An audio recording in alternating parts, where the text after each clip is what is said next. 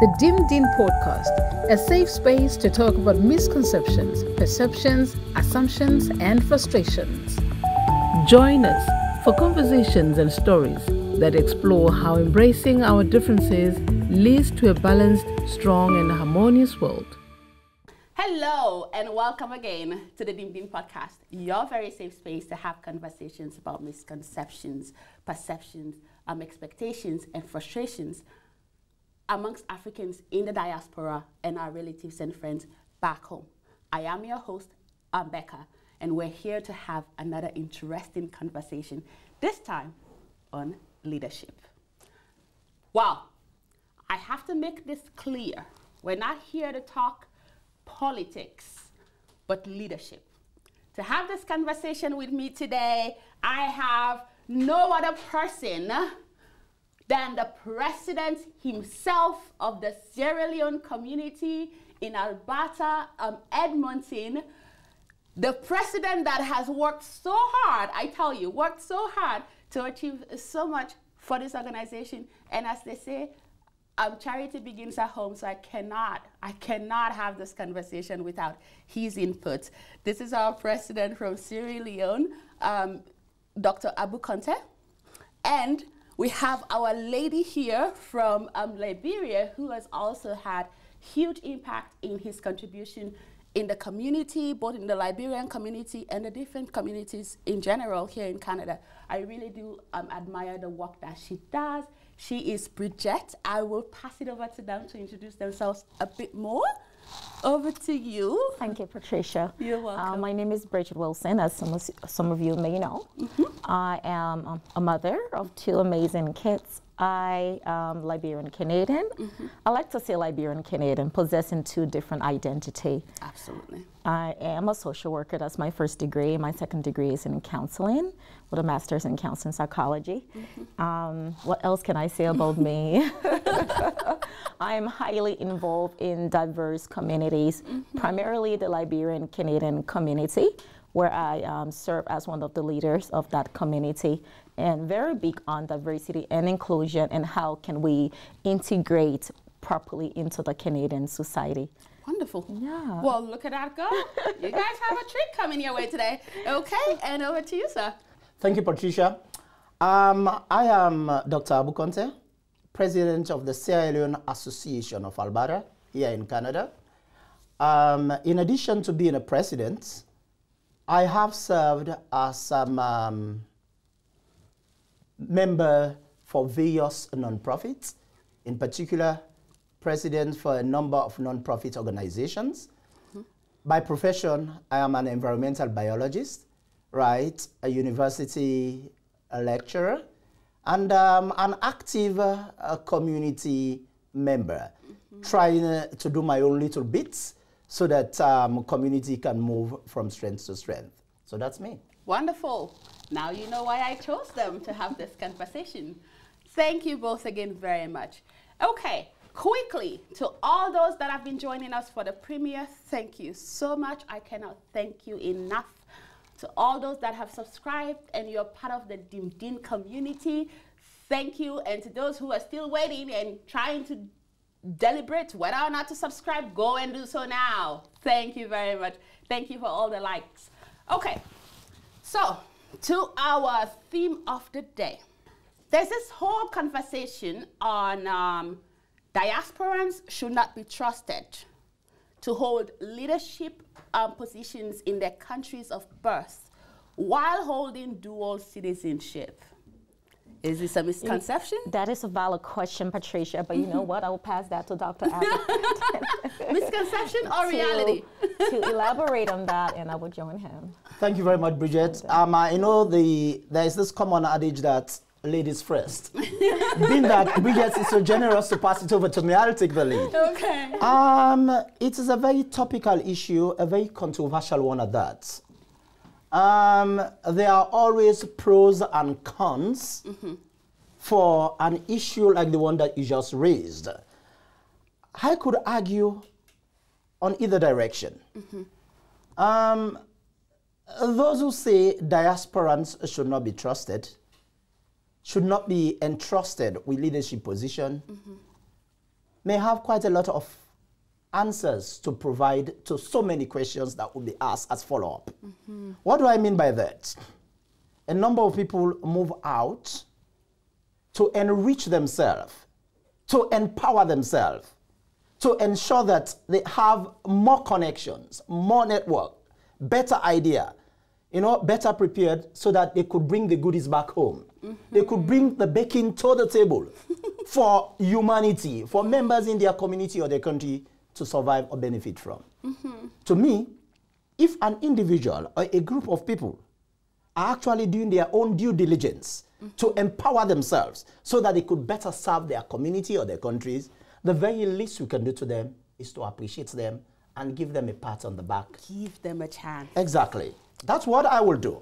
It should be a positive feedback mechanism. You're making efforts, you're building upon yourself so that you can better serve us. We should support you to do more of that.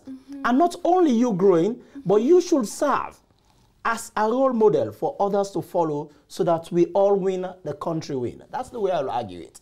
So saying that, because you're going out there, because you are out of the system, trying to improve yourself, that should be a basis for disqualifying you or elbowing you. I would argue against it. You know, I would say these people need to be embraced. They should be part of the system. Wonderful. But on the other hand, I want to play the devil's advocate. Those who are saying... You're doing the Switzerland thing. Okay. Those who are saying, right, we have issues with this, we need to listen to them. Yes. We need to know what it is. And that is their own concern. That was where I was going to come in. Exactly. Dr. Content. I'm going to set the pace and then hand over to you. These guys who have concerns. That was where I was going to come in, because sometimes what is happening is the trust, right? Do we trust you to lead with transparency? So maybe if I just bring that and then I'll set it over to you. Absolutely. A number of these people might say, okay, we've been here, we were here when the storm was hard, we were here hot and cold, right? We need to be able to, you know, get the first pick. There are times they talk about right of first refusal. They give it to us. You know, let us run the show. But there are certain instances in which the question comes, how loyal are you with dual citizenship? In situation when there is conflict between the two countries for which you hold citizenship, as our leader, where does your loyalty lie? Who would you protect? How much would you conceal our secret, our privacy, you know, so that we feel protected? These are some of the questions that need to be answered for those who are basically critic of having diaspora come in. I could go on and on, but I know my sister Bridget wants to take it from there. So I pause over to you, Bridget. Thank you, Dr. Content. That's beautiful perspective, just covering everything. But I would like to say it's such an amazing idea or perspective to see if Diasporans will be amazing leaders for Africa or from where I'm from, Liberia, to say, right? However, over the past time, there has been the issues of trust and accountability, especially where economic development is concerned. Which country would you foster more development? Where would you save your money?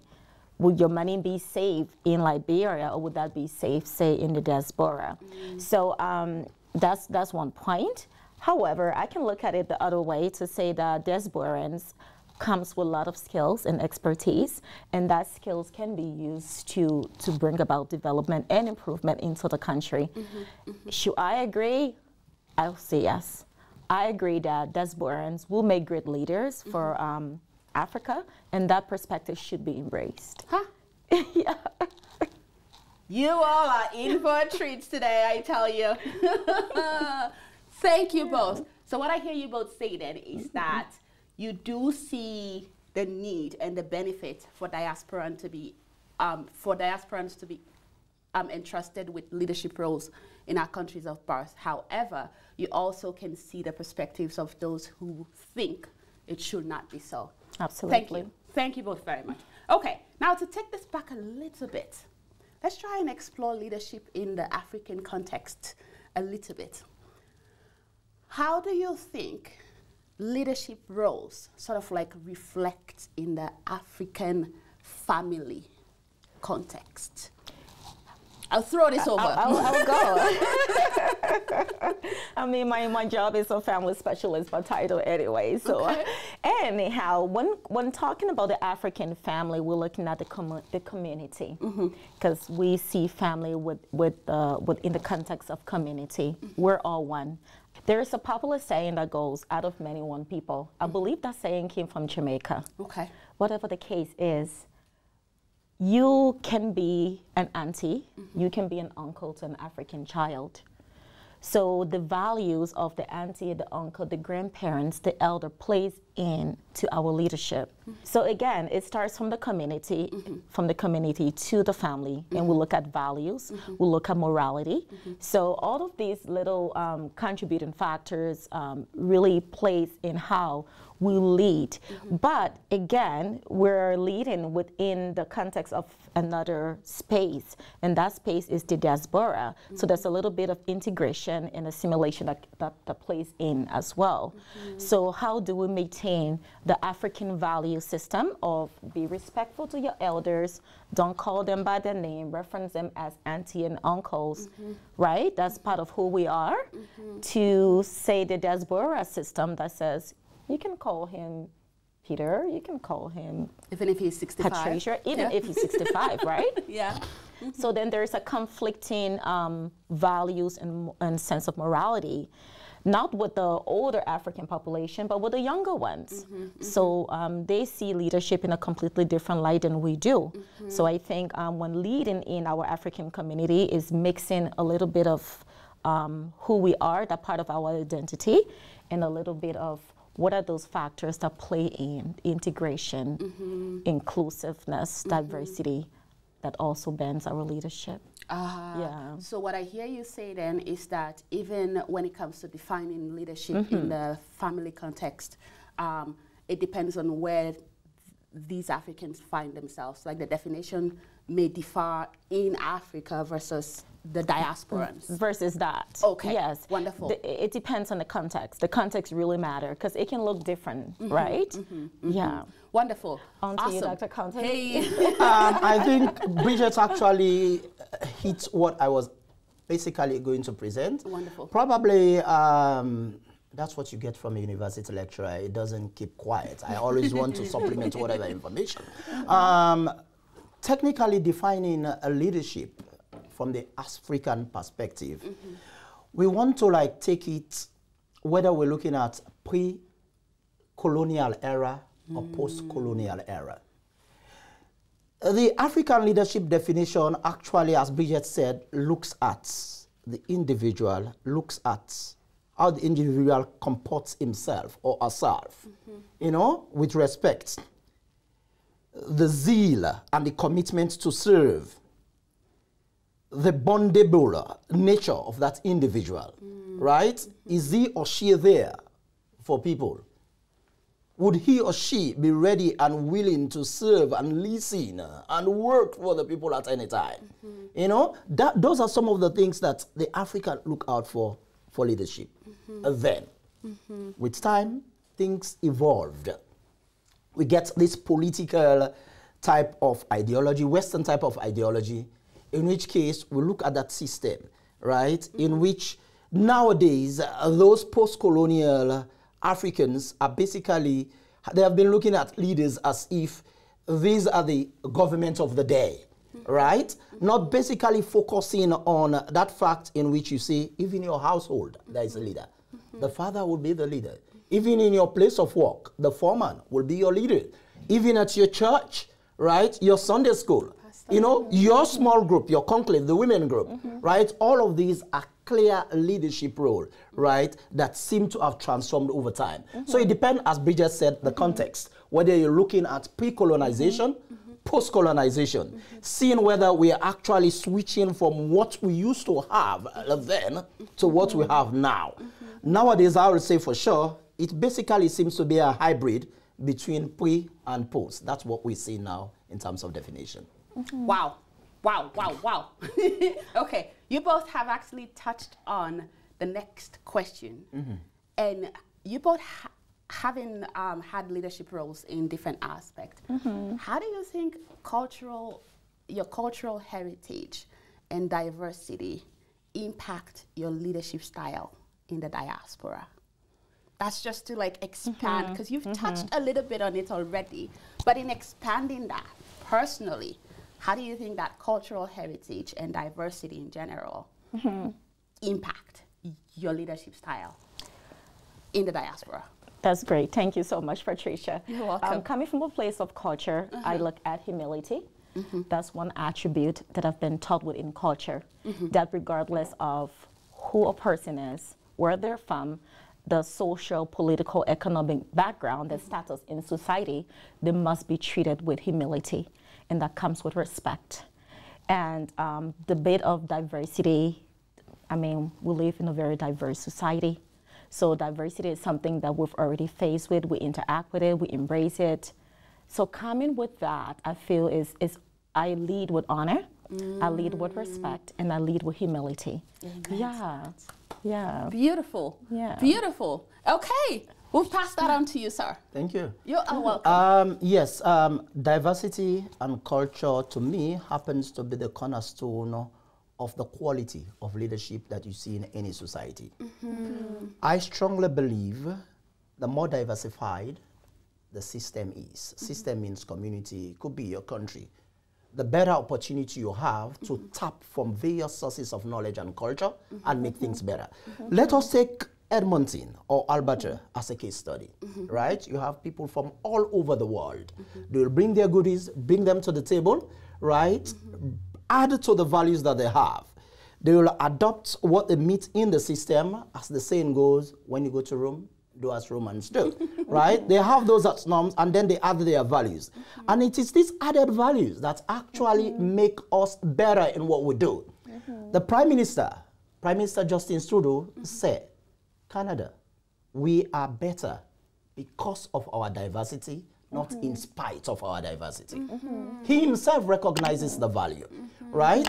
We'll bring that system in which our resilience, makes us even better.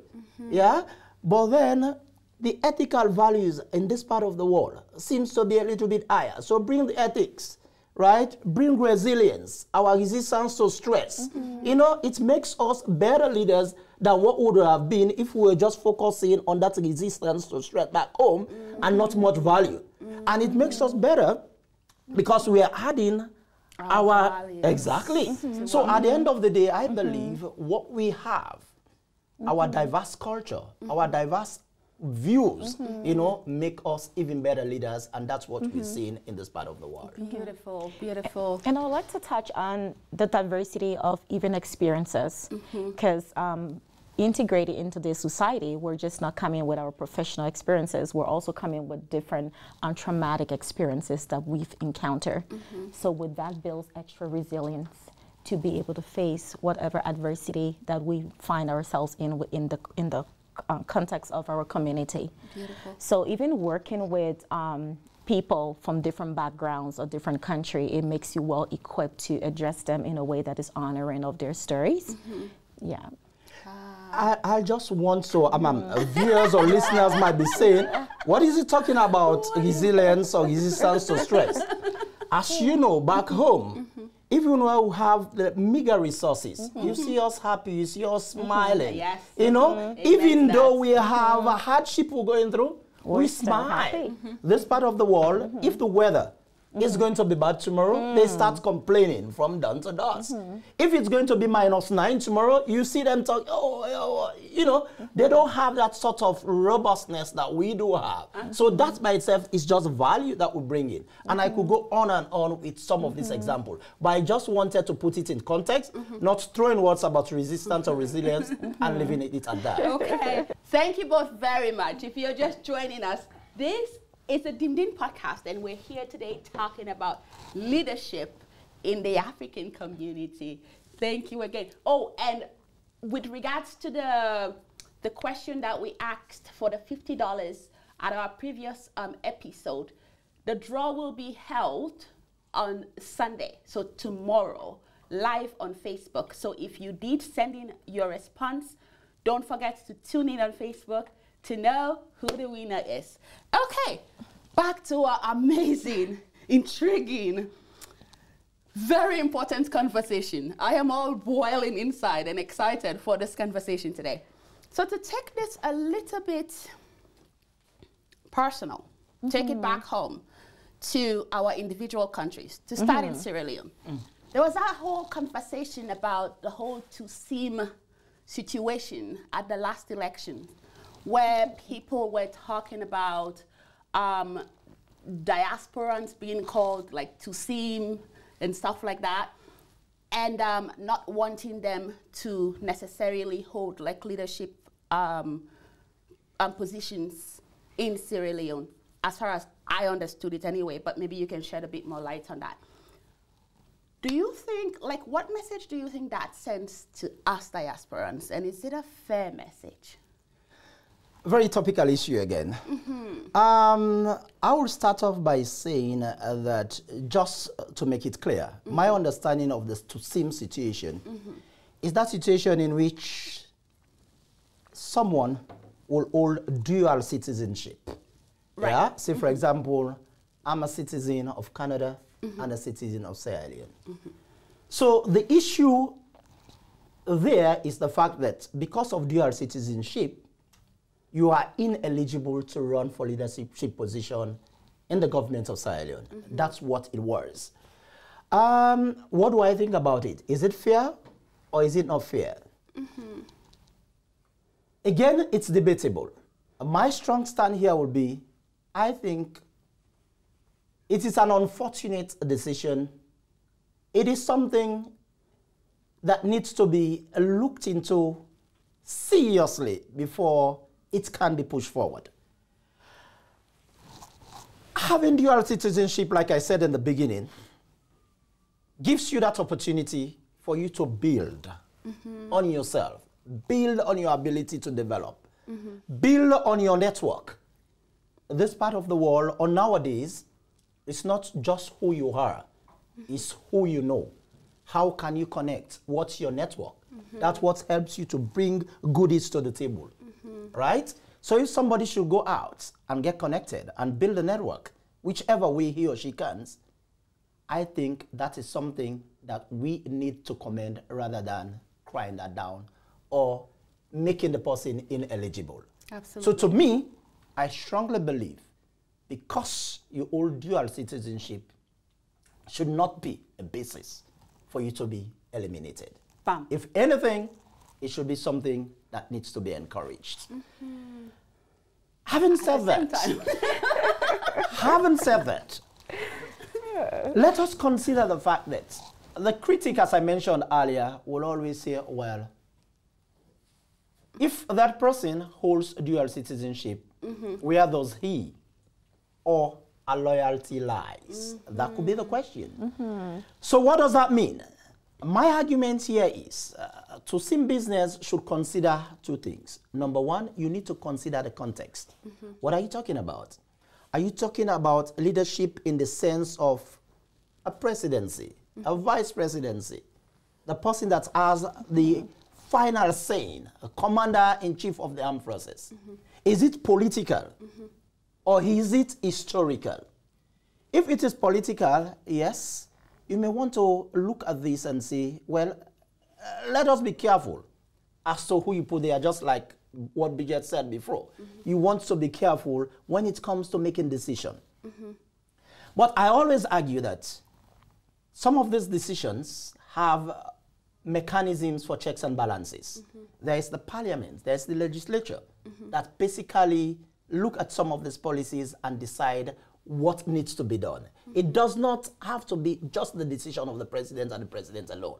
Absolutely. Back home in Sierra Leone, obviously, we know we've seen the situation in which the presidents can basically have that final say, that autocratic say. But again, that's where I said context matter. Is it political or is it historical? If you're looking at historical perspective, you just want to be careful, right? It may not have too much of an impact as to whether this person has a Tusim or not a Tusim. In fact, if anything, having that Tusim gives you better value for you to incorporate the people into leadership. Yeah? When you're talking about professionalism in various sectors, whether you're talking about health sector, whether you're talking about administration, whether you're talking about some sort of management, right? In fact, TUSIMS brings a lot of value, you know? I will say, let us be very careful. Let us not take it political when we're making a decision like this, because often we see situations in which the decision, like the one of TUSIM, was taken on political level just because the proponents were concerned about those who they will be contesting with. They want to eliminate them. That's what they do. And guess what? More often than not, it comes back to pierce you. The proponents get pierced in that sort of case. So it's something that needs to be looked at critically and see whether it's political or it's historical. And that leads me to the second and final point on this. And that second and final point on this, a decision that was made on TUSIM issue should not be a decision that was discussed just at the political level. It should be a national discussion. It should be a discussion that should be brought out so that various stakeholders have a say, including us in the diaspora. Exactly. I'm cocksure that a representation from out of the country, we are not consulted. We did not have the opportunity to have our say. We were not respected. What we bring to the table was not actually top, front, and center of the discussion. Wonderful. That should have been brought into play before such a decision was taken. If it's absent, what happened? We have that situation in which it's one-sided, it looks political, it looks personal. It basically looks at that situation in which it is just for the interest of the proponent, which could pierce the very soul of the proponent, and then it's going to lead to a negative effect. That's the way I look at it. So the message here is that even though we in the diaspora are actually contributing immensely to the economy or the development of the nation, they are telling us, with all your goodies, with all your expertise, we don't need you, we don't respect you. That's the message. And it is not just for political leaders. For every sphere in the diaspora, whether you're talking about construction industry, whether you're talking about the insurance, whether you're talking about the health, whether you're talking about education, all of us, that's the message they are sending to us, and it is counterproductive. And you'll trust me that the economy out there is doing well the way it may be doing well, mainly because of the contribution from the diaspora. So that needs to be looked into. Thank you. Before I come to you, Bridget, just to add to that, I think personally as a Sierra Leonean or as a Sierra Canadian, as I like to call myself, being like a dual citizenship holder myself, I honestly feel like we go through so much to be able to gain this identity, right?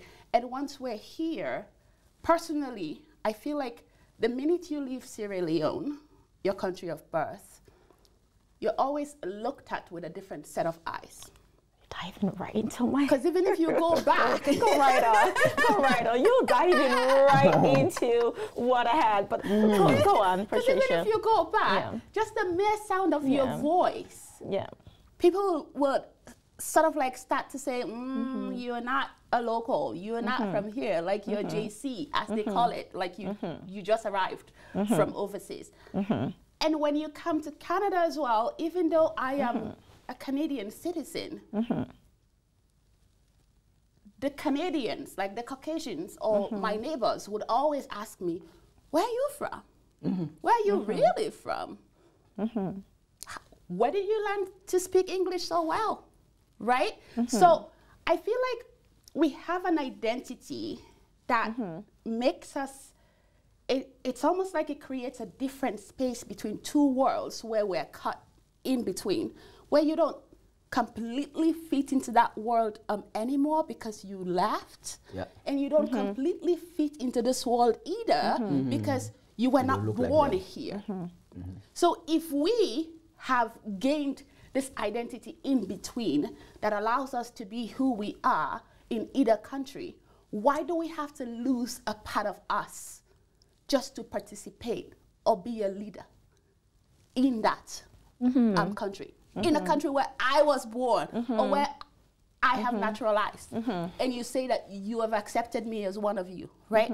So that's kind of like the thoughts that go through my mind sometimes that really makes this conversation very personal. It burns me because I feel like I understand And until you find yourself in that middle space, you'll never truly understand what we go through when messages like this are sent our way, right? Okay. That's the bit that I wanted to add to that. Over to you. Can you add to that? Is this something that you experienced in Liberia as well? Or is this just a Sierra Leone situation? Just to expand on what you've been talking about and what Dr. Compton had stated, the way that I like to see it is going back to the roots. And when I say going back to the roots, I mean the genesis of Diasporan Africans coming to this side of this world. When the slaves were taken from Africa and they came to the West, instantly they lose a sense of identity. They could no longer be accepted back home, and they could no longer be fully, or they could not be fully accepted here. And there's a reason why, right? Because integration, as much as it is beautiful, but it also does something to a cultural aspect of a human. Whenever you integrate, it's like taking this coffee, mixing it with milk. It's no longer a whole coffee, but it's coffee mixed with milk. Thereby losing the color of the original coffee. Now, if you try to give this coffee to the coffee maker and say this is coffee, he's going to be like, well, it's parts coffee, but it's mixed with some milk. If you take this to the milk maker and be like, this is milk, you'd be like, ah, that's coffee with milk inside. So this is us in the diaspora, where coffees mix with milk. We're no longer fully who we were, and we cannot fully be who we are. The Canadian citizenship that we hold, or the African citizenship that we hold. Going back to what I said, it creates a mistrust with the indigenous of our land. Because going into the Liberia political dispensation, there was statistic done from the grassroots to ask people, what do you think about dual citizenship? It's not necessarily that they opposed it, but their concern was the value that you are bringing in that does not align with their cultural value. So it's like you have to prove yourself that, say, you can still speak the language, you can still identify with the native people. You were born there. You were born there. Give me the county that you're from. What's your native name? Right. Do you still hold that name? Mariama, yes. Did the tongue changed?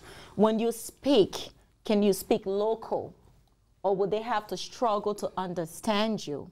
With again, going back to the value system, the moral, because African leadership, again, is looking at the indigenous leadership. There's a hierarchy, and there's a sense of value, moral, ethics, accountability, responsibility, all of that plays in. So they're questioning you, what are you coming with? Who are you? You see, it happens when I enter leadership here in Edmonton. My community said, in fact, where is she from? Where have you been? She just came from nowhere. They said, I just came from nowhere. She just came from nowhere and just now jumped into our community. But meanwhile, I've been there all along. But they are not wrong. What they're saying, in essence, is that a part of you is missing. How can we trust you? Who are you? I needed to answer that question. I needed to gain their trust. I needed to show my intentions, that I was intentional about leading. I was intentional about honoring the people. It wasn't just me, right? Because it's a saying that if self-interest to be rightly understood, my interest has to lie in the interest of you. I had to prove to them that this is not a selfish interest. My interest to lead also lies within the greater good of the interest of you. So again, I support dual citizenship and leadership in Africa, but I also will say that if you want to go back to lead, you must also honor your culture, honor your identity. Do not lose a sense of who you are, because that is what happens to immigrants when they have assimilated into this society. They lose a great sense of who they are. That question has been asked under like multiple occasions, that people will be like, who are you and where are you from? And in my head, I'm thinking like, I'm Canadian. Can't you not see? But they're not seeing it from the lens that you are. So when people ask me, who are you? I ask them back, what do you want to know? Because do you have time to sit with me and I will tell you where I'm from? Are you Are you asking where I'm local? Because I'm a local of Edmonton. Are you asking for biology? Because I belong to several different countries. Are you asking for naturalized citizenship? What are you asking, right? Because I cannot give you in one word, who am I and where I'm from. Right. I have lineage to Sierra Leone. I have lineage to Ghana. I have lineage to Liberia. Oh, yeah. But I was born in Liberia, grew up there partly, grew up the rest of my life here in Canada. So I'm a mix of both identity. Wonderful. But again, if you're going to lead, same here. If I were to lead in Canada, I would need to prove, right? And that that's a complete understanding of the Canadian culture and gain the trust of the people. And that's exactly the piece that we're coming to, Bridget. Beautiful responses from both of you. And I think with regards to that piece that you said, that we have to try and maintain that identity, that cultural heritage, I think it is possible, but a very difficult task, like the longer you stay out of your country, right? Because there's a lot of pressure here to speak clearly, because I cannot understand you. Oh, your accent is so strong. I don't understand you, so please tone it down a little bit. So if we have to go through that scrutinizing in one area, and yet we must stay true to all of that stuff while being scrutinized, I think it's a really difficult ask of either party of us, but I definitely see where you're coming from. To round this up, in that similar light, let's come back to Canada. I see very few representative of African diasporans in the legislature here in Canada.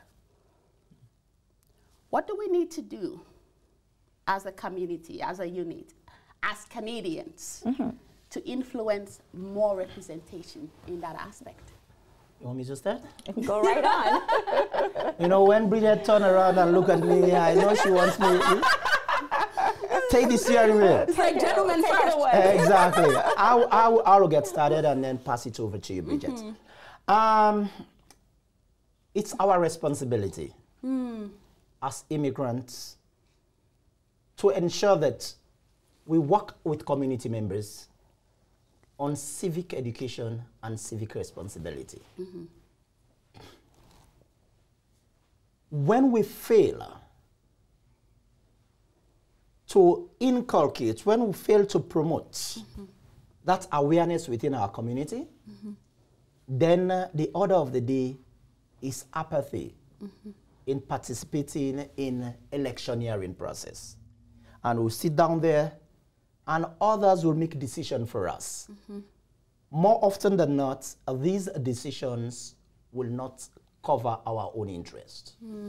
We don't have a say. We are not catered for. We are not protected. So what do we need to do as community leaders, as community members? Is first and foremost to understand. You can only address an issue or a problem when you understand it. We need to understand the civic system, our civic responsibility. We need to be educated and we need to actually reach out. Tell our community people why they need to vote, how they need to vote. Connect them with various levels of government, whether it's municipal, whether it's provincial, whether it's federal. Get them involved. Share the newsletter. Encourage them to volunteer in various spheres of politics. That way, we can infiltrate into the system. We can build our confidence. We can participate. We can be represented. And our voices will be heard. Not only our voices, our interest will be appropriately catered for. So what can we do? As I mentioned, active civic responsibility, civic education, civic engagement for our community. And it's the responsibility of all of us.